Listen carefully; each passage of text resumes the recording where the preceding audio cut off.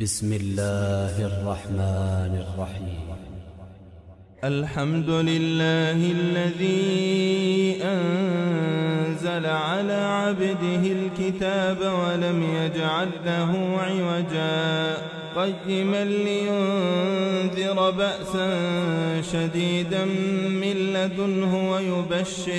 ويبشر المؤمنين الذين يعملون الصالحات أن لهم أجرا حسنا ماكثين فيه أبدا وينذر الذين قالوا اتخذ الله ولدا ما لهم به من علم ولا لآبائهم كبرت كلمة تخرج من أفواههم إن يقولون إلا كذبا فلعلك باخع نفسك على آثارهم إن لم يؤمنوا بهذا الحديث أسفا إنا جعلنا ما على الأرض زينة لها لنبلوهم أيهم أحسن عملا وإنا لجاعلون ما عليها صعيدا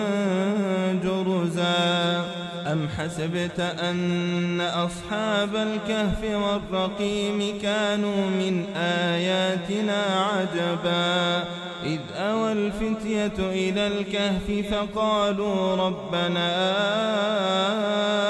آتنا من لدنك رحمة وهيئ لنا من أمرنا رشدا فضربنا على آذانهم في الكهف سنين عددا ثم بعثناهم لنعلم أي الحزبين أحصى لما لبثوا أمدا نحن نقص عليك نبأهم بالحق إنهم فتية آمنوا بربهم وزدناهم هدى وربطنا على قلوبهم إذ قاموا فقالوا ربنا رب السماوات والأرض لن ندعو من دونه إلها لقد قلنا إذا شططا هؤلاء قومنا اتخذوا من دونه آلهة لولا يأتون عليهم بسلطان بين فمن أظلم ممن افترى على الله كذبا وإذا اعتزلتموهم وما يعبدون إلا الله فأووا إلى الكهف ينشر لكم ربكم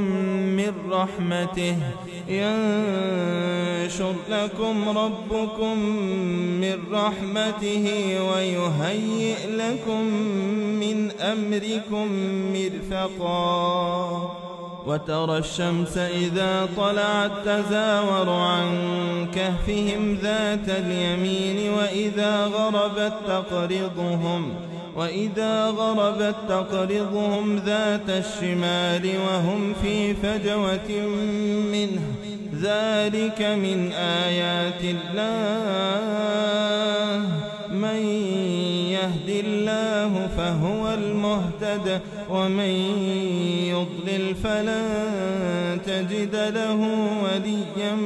مرشدا وتحسبهم أيقاظا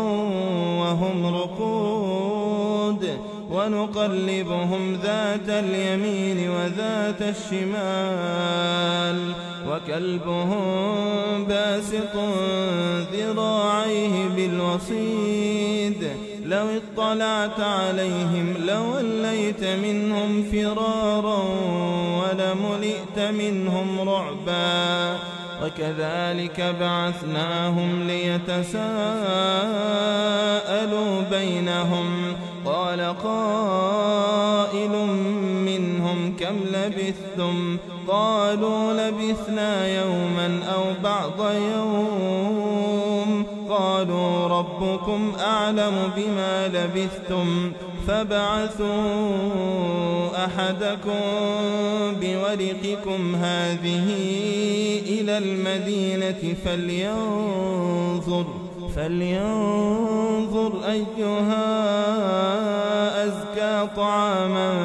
فليأتكم برزق منه وليتلطف ولا يشعرن بكم أحدا إنهم إن يظهروا عليكم يرجموكم أو يعيدوكم في ملتهم ولن تفلحوا إذا أبدا وكذلك أعثرنا عليهم ليعلموا أن وعد الله حق وأن الساعة لا ريب فيها إذ يتنازعون بينهم أمرهم فقالوا بنوا عليهم بنيانا ربهم أعلم بهم قال الذين غلبوا على أمرهم لنتخذن عليهم مسجدا سيقولون ثلاثة رابعهم كلبهم ويقولون خمسة سادسهم كلبهم رجما بالغيب ويقولون سبعة وثامنهم كلبهم قل ربي أعلم بعدتهم ما يعلمهم إلا قليل فلا تمار فيهم إلا مراء ظاهرا ولا تستفت فيهم منهم أحدا ولا تقولن لشيء إني فاعل ذلك غدا إلا أن يشاء الله واذكر ربك إذا نسيت وقل عسى أن يهديني ربي لأقرب من هذا رشدا ولبثوا في كهفهم 300 سنين وازدادوا 9 قل الله أعلم بما لبثوا له غيب السماوات والأرض أبصر به وأسمع ما لهم من دونه من ولي ولا يشرك في حكمه أحدا واتل ما أوحي إليك من كتاب ربك لا مبدل لكلماته ولن تجد من دونه ملتحدا واصبر نفسك مع الذين يدعون ربهم بالغداة والعشي يريدون وجهه ولا تعد عيناك عنهم تريد زينة الحياة الدنيا ولا تطع من أغفلنا قلبه عن ذكرنا واتبع هواه وكان أمره فرطا وقل الحق من ربكم فمن شاء فليؤمن ومن شاء فليكفر إنا أعتدنا للظالمين نارا أحاط بهم سرادقها وإن يستغيثوا يغاثوا بماء كالمهل يشوي الوجوه بئس الشراب وساءت مرتفقا إن الذين آمنوا وعملوا الصالحات إنا لا نضيع أجر من أحسن عملا. أولئك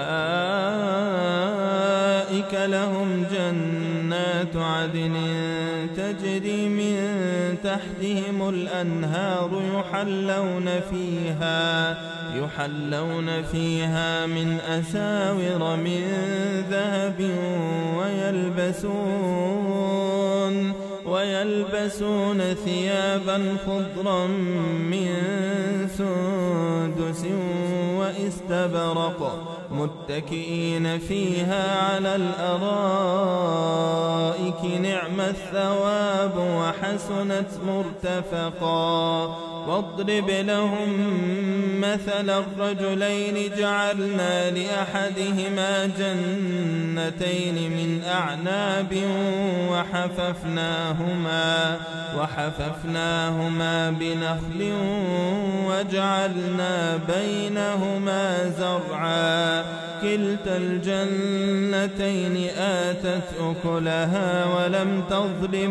منه شيئا وفجرنا خلالهما نهرا وكان له ثمر فقال لصاحبه وهو يحاوره أنا أكثر منك مالا وأعز نفرا. ودخل جنته وهو ظالم لنفسه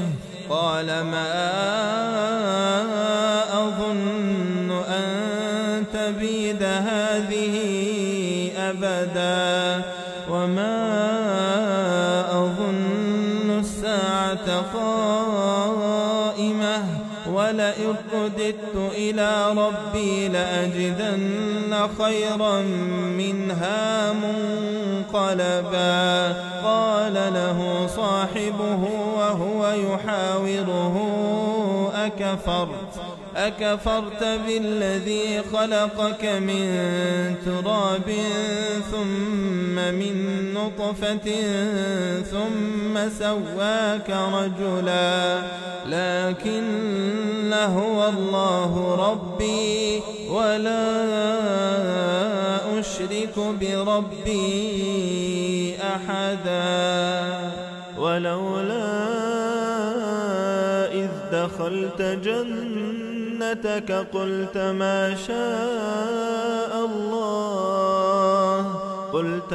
شاء الله لا قوة إلا بالله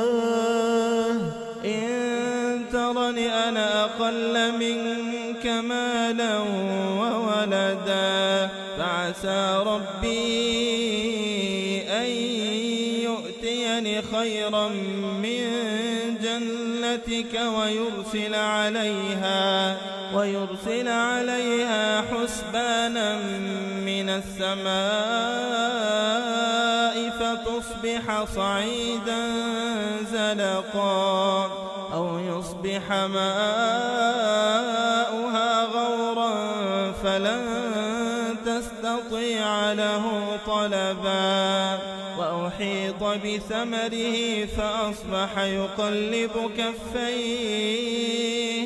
فأصبح يقلب كفيه على ما أنفق فيها وهي خاوية على عروشها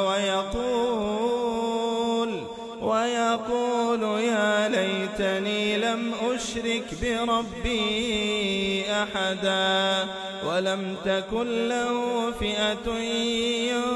ينصرونه من دون الله وما كان منتصرا. هنالك الولاية لله الحق هو خير ثوابا وخير عقبا. واضرب لهم مثل الحياة الدنيا كماء إن أنزلناه من السماء فاختلط به نبات الأرض فأصبح هشيما تذروه الرياح وكان الله على كل شيء مقتدرا. المال والبنون زينة الحياة الدنيا والباقيات الصالحات خير عند ربك ثوابا وخير أملا. ويوم نسير الجبال وترى الأرض بارزة وحشرناهم فلم نغادر منهم أحدا وعرضوا على ربك صفا لقد جئتمونا كما خلقناكم أول مرة بل زعمتم أن لن نجعل لكم موعدا. ووضع الكتاب فترى المجرمين مشفقين مما فيه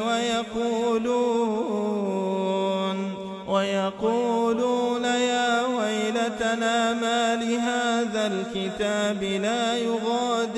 لا يغادر صغيرة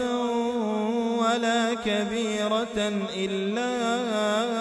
أحصاها ووجدوا ما عملوا حاضرا ولا يظلم ربك أحدا. وإذ قلنا للملائكة اسجدوا لآدم فسجدوا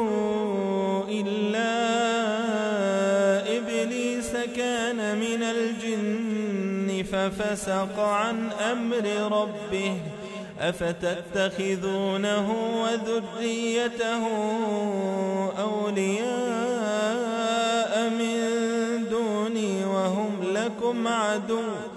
بئس للظالمين بدلا. ما أشهدتهم خلق السماوات والأرض ولا خلق أنفسهم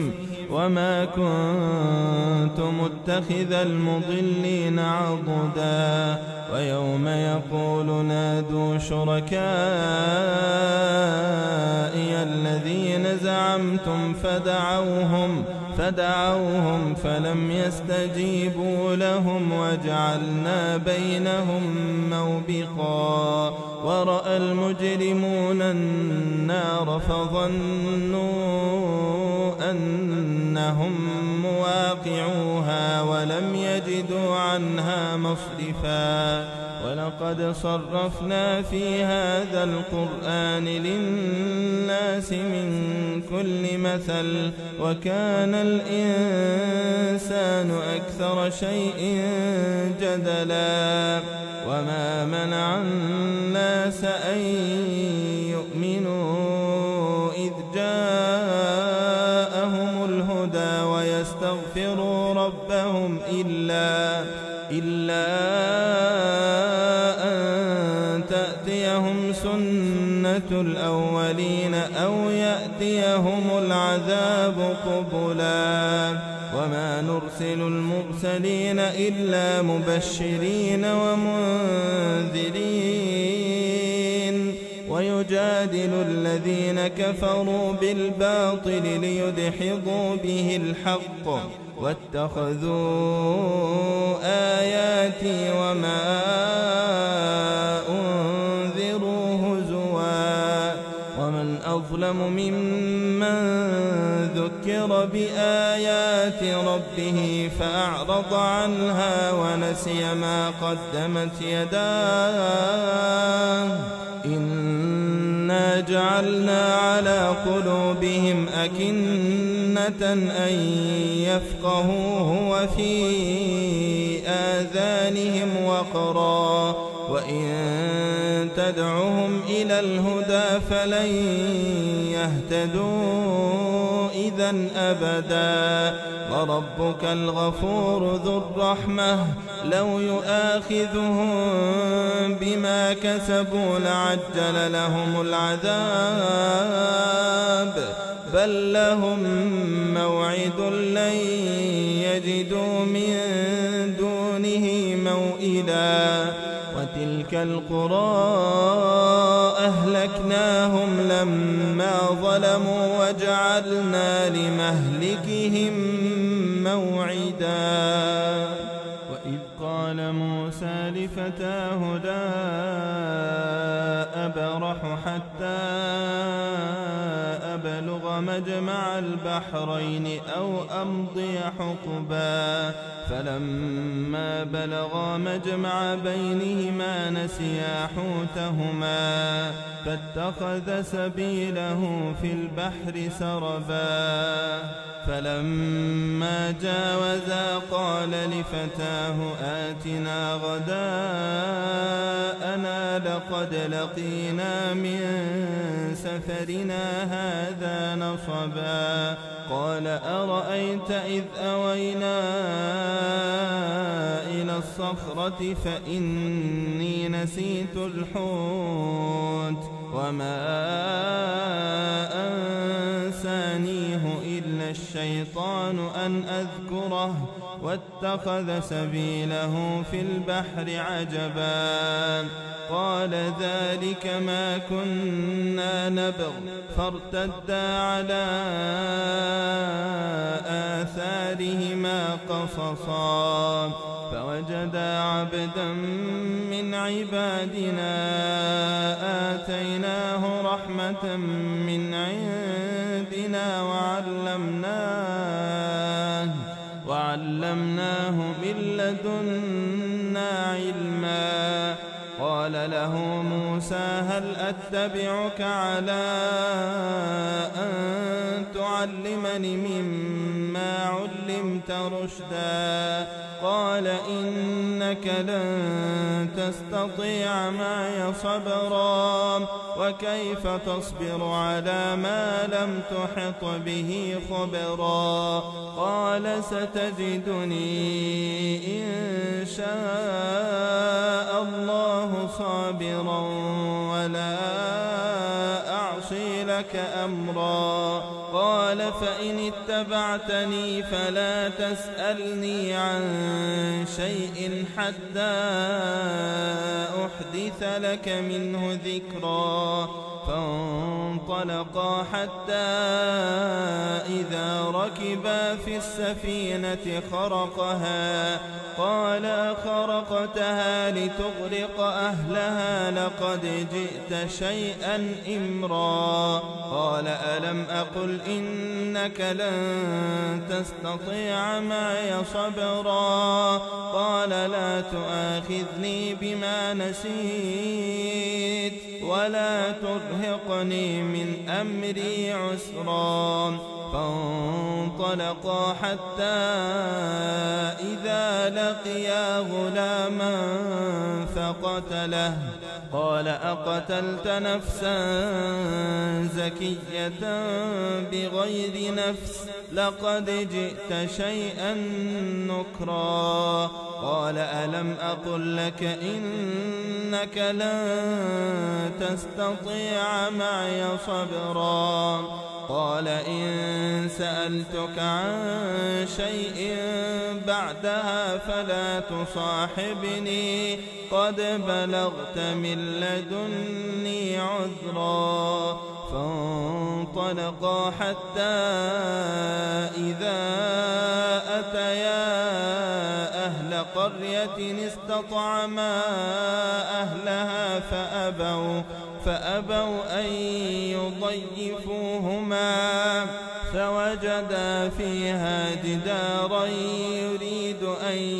ينقض فأقامه. قال لو شئت لاتخذت عليه أجرا قال هذا فراق بيني وبينك سأنبئك بتأويل ما لم تستطع عليه صبرا أما السفينة فكانت لمساكين يعملون في البحر فأردت أن أعيبها وكان وراءهم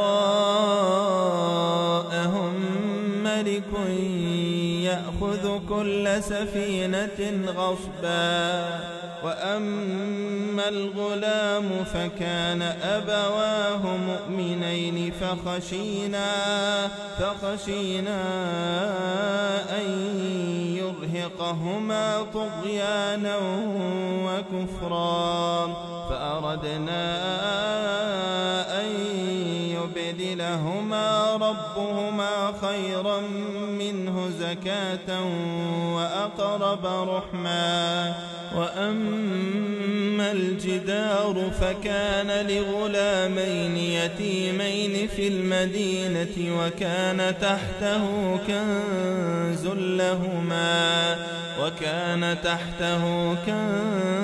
لهما وكان أبوهما صالحا فأراد ربك أن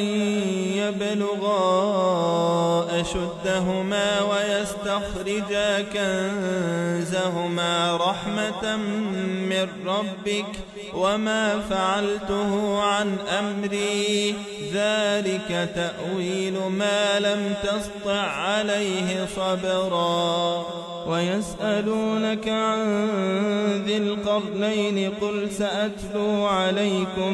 منه ذكرا إنا مكنا له في الأرض وآتيناه من كل شيء سببا فأتبع سببا حتى إذا بلغ مغرب الشمس وجدها تغرب في عين حمئة ووجد عندها قوما قلنا يا ذا القرنين إما أن تعذب وإما أن تتخذ فيهم حسنا قال أما من ظلم فسوف نعذبه ثم يرد إلى ربه فيعذبه عذابا نكرا وأما من آمن وعمل صالحا فله جزاء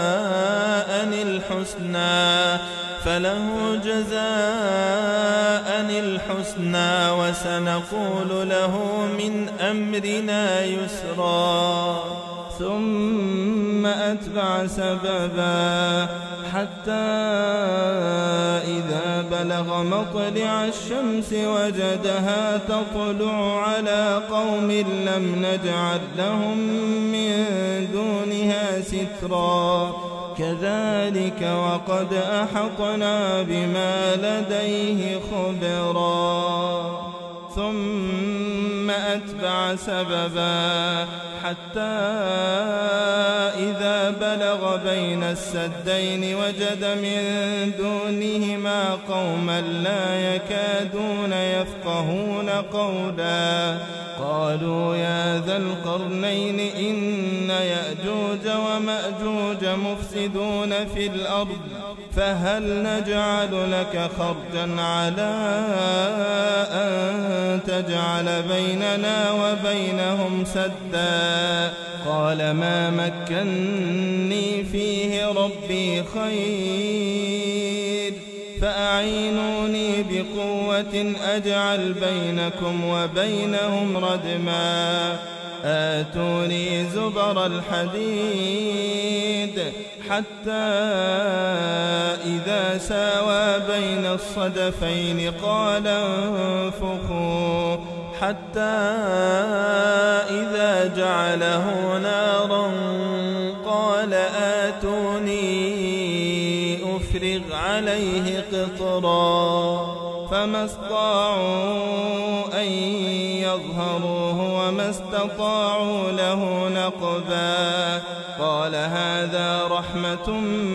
من ربي فإذا جاء وعد ربي جعله دكاء وكان وعد ربي حقا وتركنا بعضهم يومئذ يموج في بعض ونفخ في الصور فجمعناهم جمعا وعرضنا جهنم يومئذ للكافرين عرضا الذين كانت أعينهم في غطاء عن ذكري وكانوا لا يستطيعون سمعا أفحسب الذين كفروا أن يتخذوا عبادي من دوني أولياء إنا أعتدنا جهنم للكافرين نزلا قل هل ننبئكم بالأخسرين أعمالا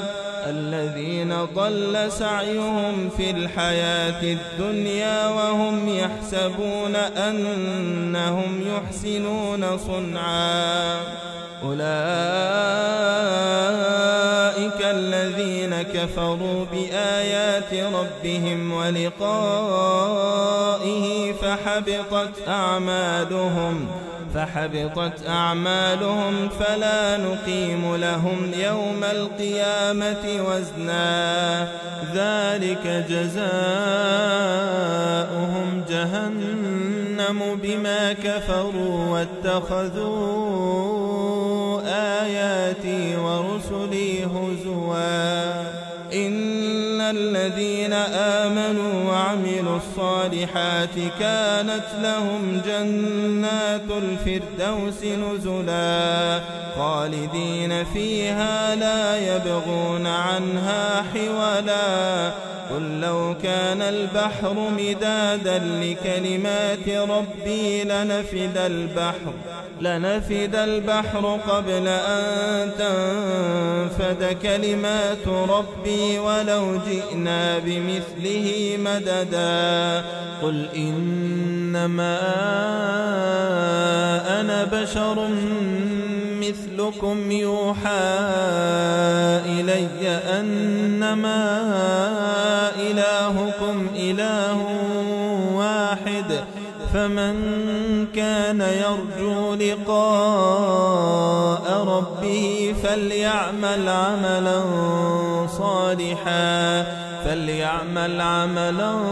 صالحا ولا يشرك بعبادة ربه أحدا.